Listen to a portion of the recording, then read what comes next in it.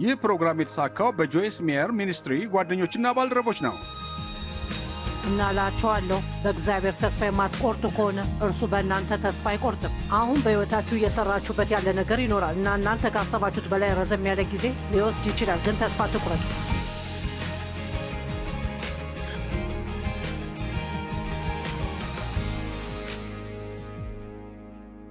በዛሬው በየዕለት ኑሮ መደሰት ፕሮግራም ስለተገኛችሁ አመሰግናለሁ እና የዛሬው ትምህርቴ በሕይወታችሁ የበለጠ እንድትደሰቱ እንዲረዳችሁ ጸልያለሁ። ሁላችንም አመለካከቶች አሉን። እናም ብታምኑም ባታምኑም አመለካከታችሁ የእናንተ የሆነ ነገር ነው እና ማንም ይህ በደንብ እንዲገባችሁ እፈልጋለሁ። ያለ ፈቃዳችሁ ማንም መጥፎ አመለካከት እንዲኖራችሁ ማድረግ አይችልም። ያለ ፈቃዳችሁ ማንም መጥፎ አመለካከት እንዲኖራችሁ ማድረግ አይችልም እና ጥሩም ይሁን መጥፎ አመለካከት ከአስተሳሰባችን ይጀምራል። በመጽሐፍ ቅዱስ ጥቅስ እንጀምር። ኤፌሶን 4 ቁጥር 22 እስከ 24 በአዲሱ መደበኛ ትርጉም እንዲህ ይላል። ፊተኛ ኑሯችሁን እያሰባችሁ እንደሚያታልል ምኞት የሚጠፋውን አሮጌውን ሰው አስታውሱ። ለክርስቲያኖች እየነገረ ነው። በዚያ በአሮጌ ተፈጥሮ እንዳይመላለሱ እየነገራቸው ነው። ምክንያቱም ዳግመኛ ስትወለዱና ክርስቶስን ስትቀበሉ አዲስ ተፈጥሮን ትቀበላላችሁ። እናንተ የእግዚአብሔርን ተፈጥሮ ትቀበላላችሁ። የእርሱ ባህሪ ሊኖራቸው ይችላል ማለት ነው። እንዲህ አለ፣ ያረጀውን ያልታደሰ ማንነታችሁን አጥፉና አስወግዱት። በአእምሯችሁ መንፈስ ታደሱ። አዲስ የአእምሮና የመንፈሳዊ አመለካከት ይኑራችሁ።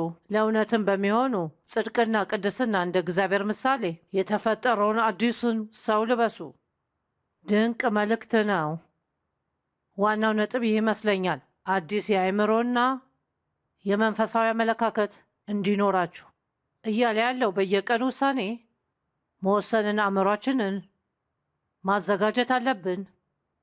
ዛሬ ጥሩ የሆነ አመለካከት ይኖረኛል ምንም ነገር ቢፈጠር። እነዚህን ነገሮች እንድታደርጉ ብቻ አልነግራችሁም፣ እኔም አደርጋቸዋለሁ። ሁልጊዜ ጠዋት ስነሳ ከጌታ ጋር የተወሰነ ሰዓት አሳልፋለሁ። እንደዛ ካላደረኩ ያን ቀን መልካም እንደማልሆን አውቃለሁ እና ደግሞ ግልጹን ለመናገር ብዙዎቻችን እንደዛ ነን። ያስፈልገናል ሰውነታችን መስራት እንዲቀጥል ምግብ እንደሚያስፈልገው መንፈሳዊ ምግብ ያስፈልጋችኋል። እሱም የፈጣሪ ቃል እና ከፈጣሪ ጋር የምናሳልፈው ሰዓት ነው እና እኔ መንፈስ ቅዱስን የሚያሰናክል ነገር ማድረግ አልፈልግም። ኢየሱስ እንደነገረን ሰዎች መውደድ እፈልጋለሁ። ያለ እርሱ እርዳታ ግን ያንን ማድረግ አልችልም እና ሁልጊዜ ጠዋት እግዚአብሔር እንዲረዳኝ እጸልያለሁ፣ እንዲያጠነክረኝና ቀኔም መልካም እንዲያደርግልኝ። እግዚአብሔር ስለሰጠኝ ነገር ማመስገን እፈልጋለሁ። ስለዚህ አእምሮዬን ለዚህ አዘጋጀው። ዛሬ እግዚአብሔር የሰራው ቀን ነው። እንድኖር ሌላ ቀን ሰጥቶኛል እና በዚህ ቀን መደሰትና ጥሩ አመለካከት እንዲኖረኝ እፈልጋለሁ። ለሰዎች ጥሩ እንደሆነ እናም ጥሩ እንዲሰማቸው እንዳደርግ እርዳኝ። በቃ በሀሳብ የመጣውን ጠይቀዋለሁ። ማለት የምፈልገው ዋናው ነገር አመለካከታችሁን ማስተካከል አለባችሁ። ሁልጊዜም ጥሩ ነገር እንዲገጥማችሁ መወሰንና መቁረጥ ይኖሩባችኋል። አሁን ይህ ጠቃሚ ሊሆን ይችላል። አውሮፕላን እይታ ማመልከቻ የሚባል ነገር አለው። የእይታ አመልካች ተብሎ የሚጠራ መሳሪያ ነው። አሁን የከፍታ አመልካች እንደሚባል ታስቦ ይሆናል፣ ግን የሚባለው የእይታ አመልካች ነው። እናም የሚለውን ላነብላችሁ ነው። አውሮፕላኖች የእይታ አመልካች የሚባል መሳሪያ አላቸው። የአውሮፕላኑን አቀማመጥ ከአድማስ አንጻር ያሳያል። አድማሱ መደበኛውን ወይም አማካይን ይወክላል። አውሮፕላን ወደ ላይ ሲበር የአፍንጫ ከፍታ እይታ አለው ይባላል። ወደ ታች ሲበር ደግሞ የአፍንጫ ዝቅታ እይታ አለው ይባላል። ስለዚህ አመለካከታችን ቀናና ጥሩ ከሆነ ሕይወታችን ጥሩና የተቃና ይሆናል። ቀኑም ቀና የሆነና ጥሩ ይሆናል። ሰዎች በዙሪያችን በመሆናቸው ሊደሰቱ ይችላሉ። እናም የአፍንጫ ከፍታ አመለካከት አለን ልንባል እንችላለን። ግን አመለካከታችን ከወረደ ተስፋ እየቆረጥን እና የሌለንን ነገር ሁሉ እያሰብን ከሆነ ሕይወት ምን ያህል ፍትሃዊ ያልሆነ እንደሆነ ካሰብን ያኔ የአፍንጫ ዝቅታ አመለካከት አለን ይባላል ማለት ነው። ከመደበኛው ያነሰ ይሆናል። ያው አድማስ መደበኛነትን ይወክላል። ከዚያ በላይ ከሆነ ከመደበኛው ይሻላል እና ከዚህ በታች ከመደበኛ ያነሰ ነው እና የአውሮፕላኑ ከፍታ ወይም እይታ በአብራሪው ሊለወጥ ይችላል። እናንተ ናችሁ ትንሽ ማስተካከያ ማድረግ እና ቀናችሁ ዛሬ ትንሽ ማስተካከያ በማድረግ ሊለወጥ ይችላል። ትንሽ ማስተካከያ በማድረግ እና በመወሰን ሳምንታችሁን መቀየር ይቻላል። ዛሬ ወስኑ፣ አሁኑኑ ጀምሩ። ከሌላችሁ ነገር ይልቅ ስላላችሁ ነገር ሁሉ ማሰብ ተለማመዱ። ስለ በረከቶቻችሁ አስቡ። ያልተባረከ ማንም ሰው የለም። አሁን ከምትመለከቱት መካከል የምታመሰግኑበት ነገር ያጣችሁ ሰዎች አትኖሩም። አሁን ሁላችንም ችግሮችና ፈተናዎች አሉብን እና ምናልባት አሁን በጣም ፈታኝ ጊዜን እያሳለፋችሁ ይሆናል።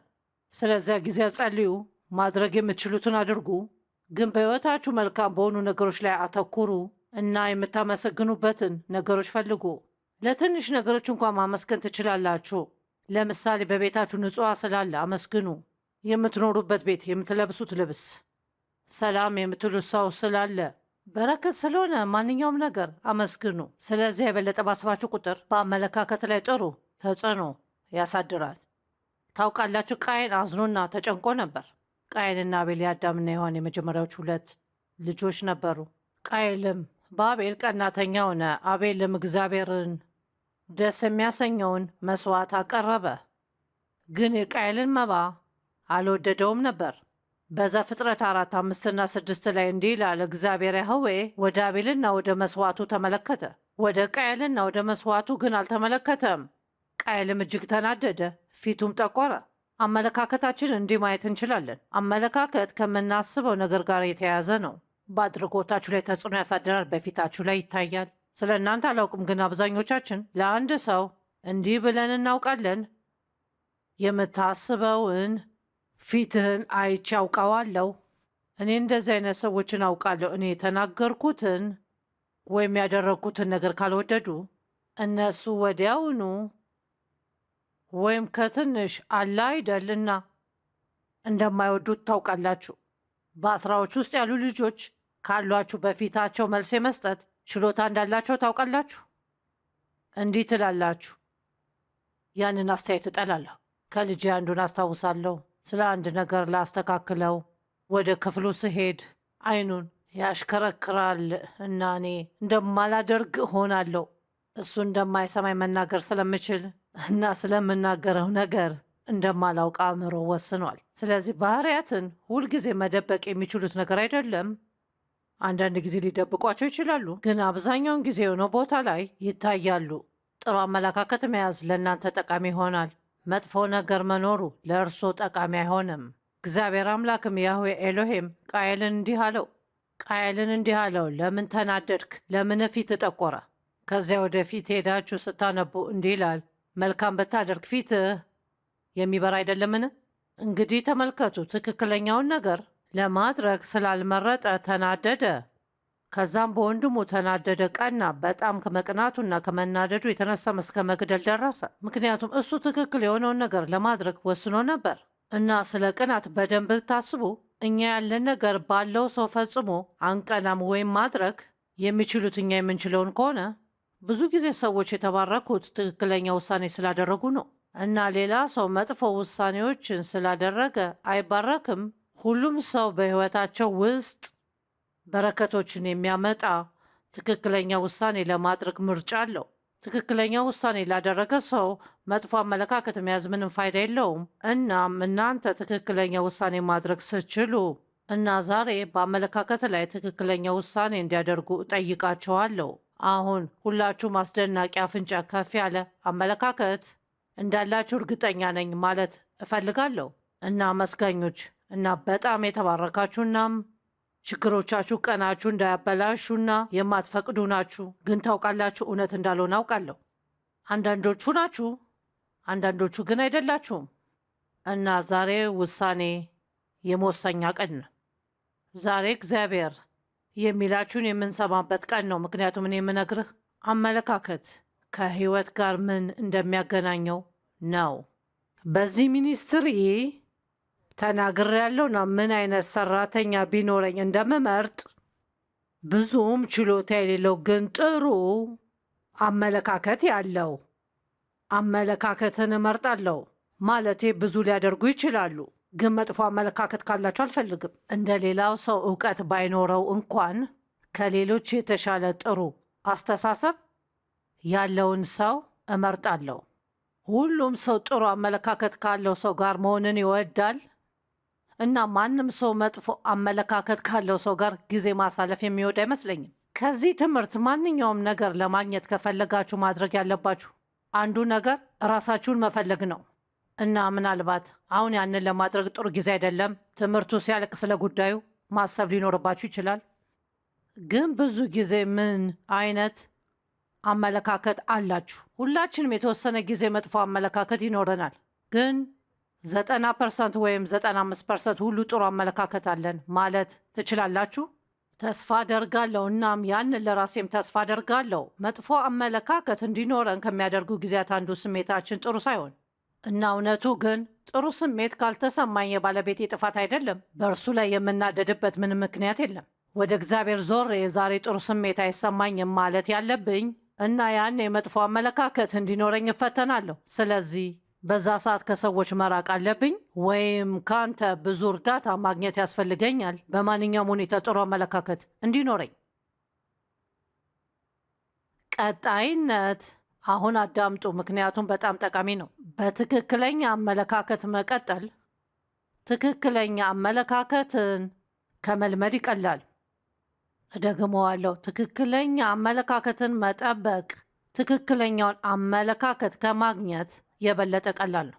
እና ምን ለማለት ፈልጌ ነው? ጥሩ አመለካከትን እንደ ልምድ ማድረግ ስችሉ ወደ መጥፎ ስሜት ከመግባት ይልቅ በለመዳችሁት ባህሪ መቀጠል ቀላል ነው።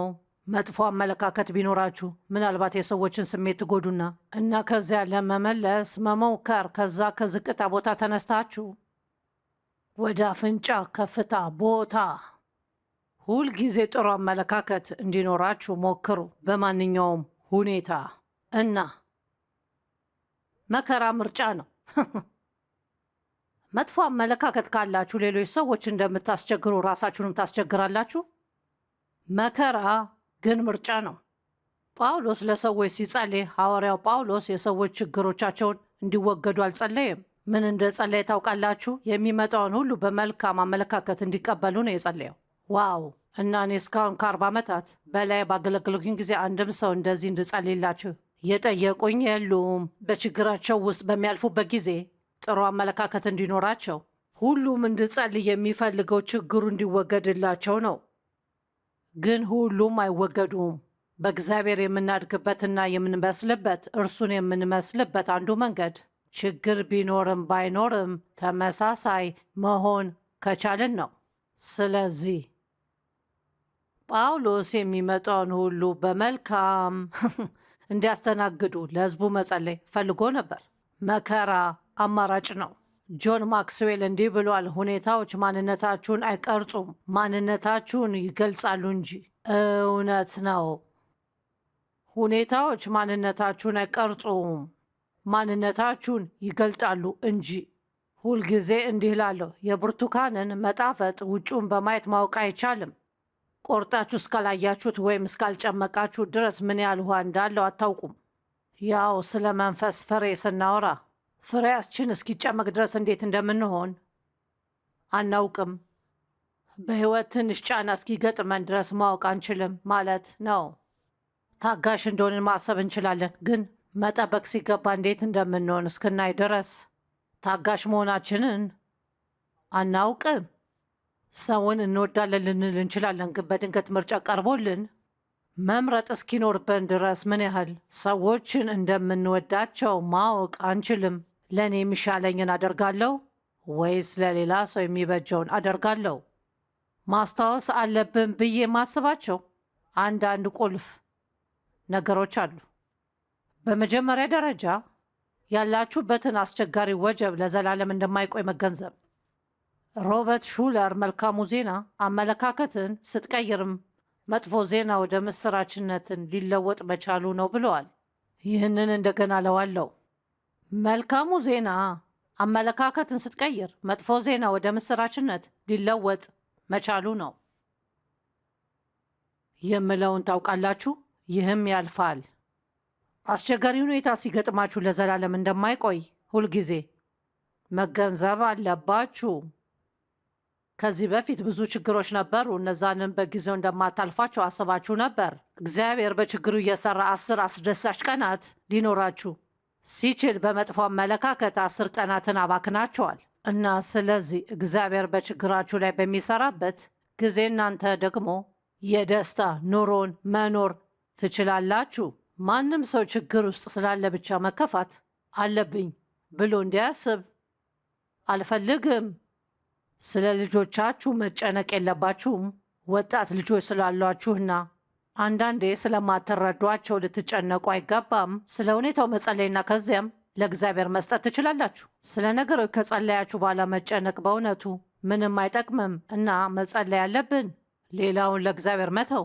ስለዚህ ችግር ሲያጋጥመኝ ከሚጠቅሙኝ ነገሮች ውስጥ አንዱ ብዙ ጊዜ ጮክ ብዬ እለዋለሁ እና አንዳንዴ በቀን ብዙ ጊዜ አደርገዋለሁ። ይህ ለዘላለም አይቆይም። በተጨማሪም መጨረሻው ያምራል ማለት እወዳለሁ። እንዴት እንደሚያልቅ አላውቅም፣ ግን መጨረሻው እንደሚያምር አውቃለሁ። አሁን ባያችሁ ምኞቴ ነበርና ጥሩ አመለካከት እንዲኖራችሁ ስንቶቻችሁ እንደወሰናችሁ እጆቻቸውን እንድታሳዩ ብጠይቃችሁ። ጥሩ አመለካከት እንዲኖራችሁ ካልወሰናችሁ መጥፎ አስተሳሰብ ወደ እናንተ ይመጣል። እኔ ሁልጊዜ ላለው ጉንፋን መያዝ ይቻላል፣ ጥሩ ጤንነት ግን አይያዝም። እንግዲህ ይሄም እንደዛ ነው። በድንገት ጥሩ አመለካከት አይኖረንም፣ መጥፎ ግን ይኖረናል። ምክንያቱም ጠላት በእናንተ ላይ ያንዣብባል እና እንደ ሰው እግዚአብሔር እንዲረዳን ካልፈቀድን የምንሄድበት መንገድ ይህ ነው። እናም በውስጣችን ያለውን መንፈስ ቅዱስን ለማዳመጥ መማር አለብን እና መጥፎ አመለካከት ሊኖራችሁ ሲጀምር ቀና የሆነውን አመለካከት እንዲያሳየን እንፍቀድለት። ጠቃሚ ነው ብዬ የማስበው ሌላ ቁልፍ አለ። መወሰን ካልተገደዳችሁ በአውሎ ነፋስ ወቅት ትልቅ ውሳኔዎችን አትወስኑ። በሕይወት ውስጥ በአስቸጋሪ ጊዜ ውስጥ ስታልፉ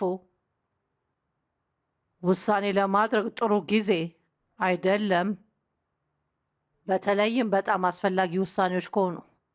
የአዲስ መኪና ለመግዛት ለመወሰን ጊዜው አይደለም፣ ወይም ማግባት መፈለግ አለመፈለጋችሁ የምትወስኑበት ጊዜ አይደለም፣ ወይም አዲስ ቤት ለመግዛት ለመወሰን። ምክንያቱም በችግር ጊዜ ስሜቶች ተለዋዋጭ ናቸው እና ማድረግ ያለብን ነገር ስሜታችንን እንዲረጋጋ መጠበቅ፣ ከዛ ማድረግ የምንፈልገው መወሰን። አሁን ምናልባት አሁን ችግር ላይ ትሆናላችሁ እናም የጠላት ጩኸት በጭንቅላታችሁ ትሰማላችሁ። ምን ልታደርጊ ነው? ጥሩ አመለካከት ሊኖራችሁ ያስፈልጋል። እግዚአብሔር እንድሰራ የሚፈልገውን እስካላሳየን ድረስ ምንም ነገር ለማድረግ አልፈልግም። ስላደረጋችሁት ነገር በኋላ እንድትጸጸቱ የሚያደርግ ነገር እንድታደርጉ ጠላት በስሜት እንዲገፋፋችሁ አትፍቀዱ። ሌላው ቁልፍ ከመቆጣጠሪያ ማማ ጋር አትላቀቁ። አውሮፕላን በአውሎ ነፋስ ውስጥ ሲሆን ሁልጊዜ በቁጥጥር ስር ነውና ከመቆጣጠሪያው ማማው ጋር ግንኙነት አያጣም እና ያንን ማድረግ አለብን። በተናደዳችሁና በተቸገራችሁ ጊዜ ጭንቀቱ ከእግዚአብሔር እንዲያርቃችሁ አትፍቀዱ። ወደ እሱ እንዲያቀርባችሁ ይሁን። ከእርሱ ጋር ብዙ ጊዜ አሳልፉ። ወደ እርሱ ጩኹ፣ ምክሩን ፈልጉ። ዳር ሆናችሁ ለራሳችሁ ስታዝኑ ጊዜ አታባክኑ።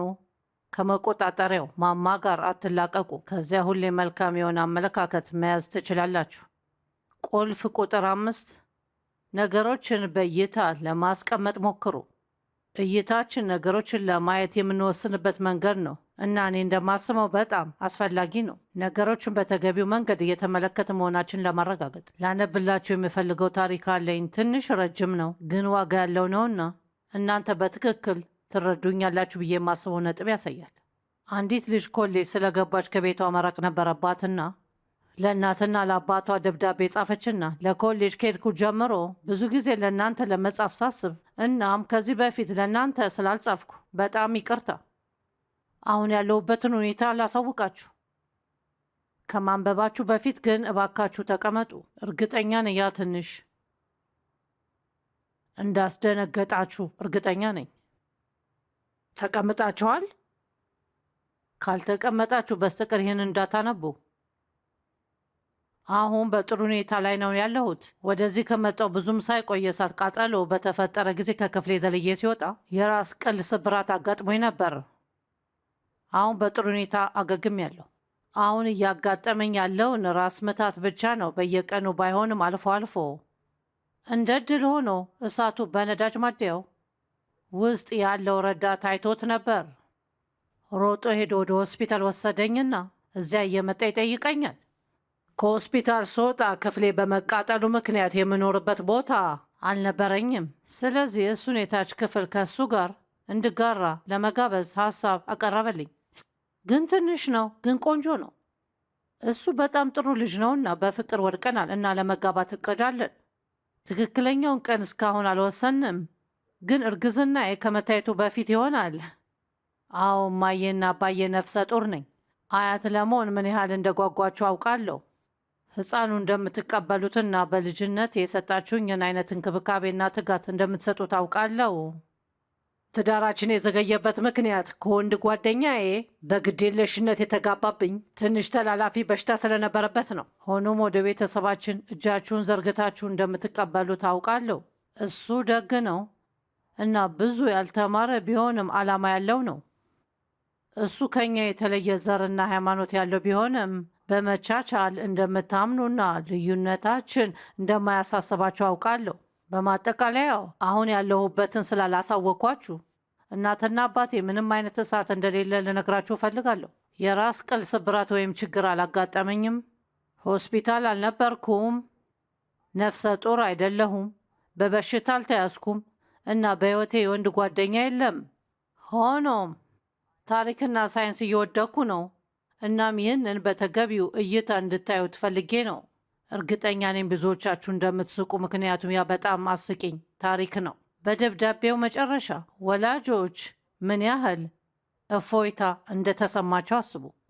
ግን ልጃቸው ደውላ እናትና አባቴ ሳይንስ እና ታሪክ እየወደኩ ነው ብትል የእነሱ ምላሽ ምን ሊሆን እንደሚችል አስቡ። በእሷ ላይ ተቆጥተው ሊሆን ይችላል። ምናልባት በጣም ተበሳጭተው ሊሆን ይችላል። ትልቅ የቤተሰብ ክርክር ሊኖርባቸው ይችል ነበር እና ሌላ ከባድ ታሪክ መጀመሪያ ስለነገረቻቸው በዚህኛው እፎይታ አግኝተዋል። እና በእውነቱ በሕይወት ውስጥ ችግር ሲያጋጥም ማዕበል ሲኖርባችሁ ሁልጊዜ እንደዚህ ማሰብ ትችላላችሁ።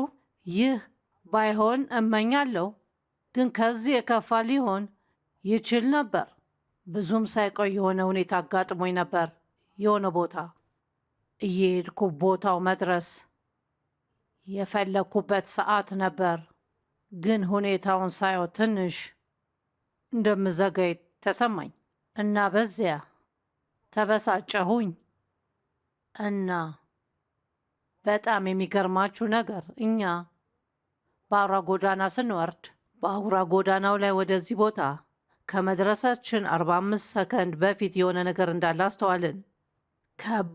ከባድ አደጋ ደርሶ ነበር እና ምናልባትም ሞት የተከሰተ ይመስላል። እግዚአብሔር መውጣት በፈለግኩበት ጊዜ ወጥቼ ቢሆን ኖሮ አደጋው የሚደርሰው እኔ ላይ ሊሆን እንደሚችል እንድገነዘብ አድርጎኛል።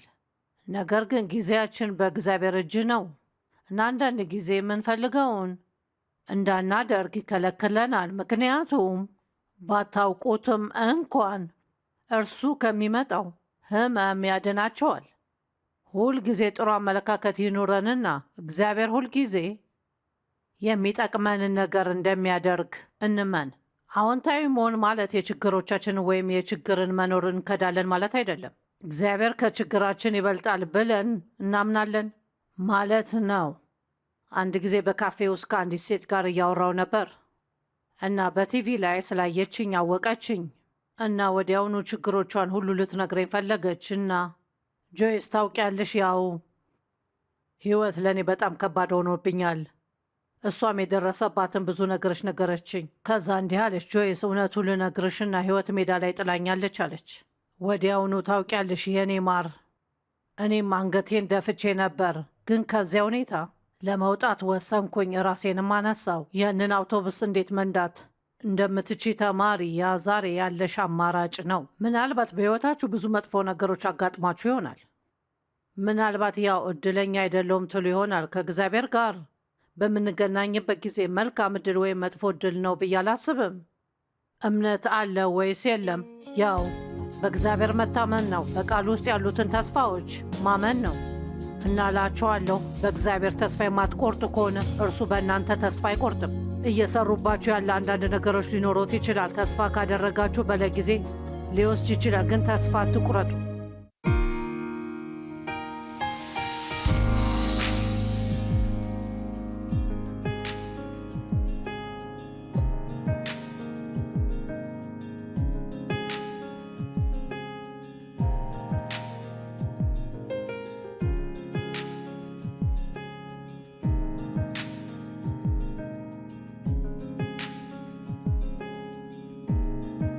ይህ ፕሮግራም የተሳካው በጆይስ ሜየር ሚኒስትሪ ጓደኞችና ባልደረቦች ነው።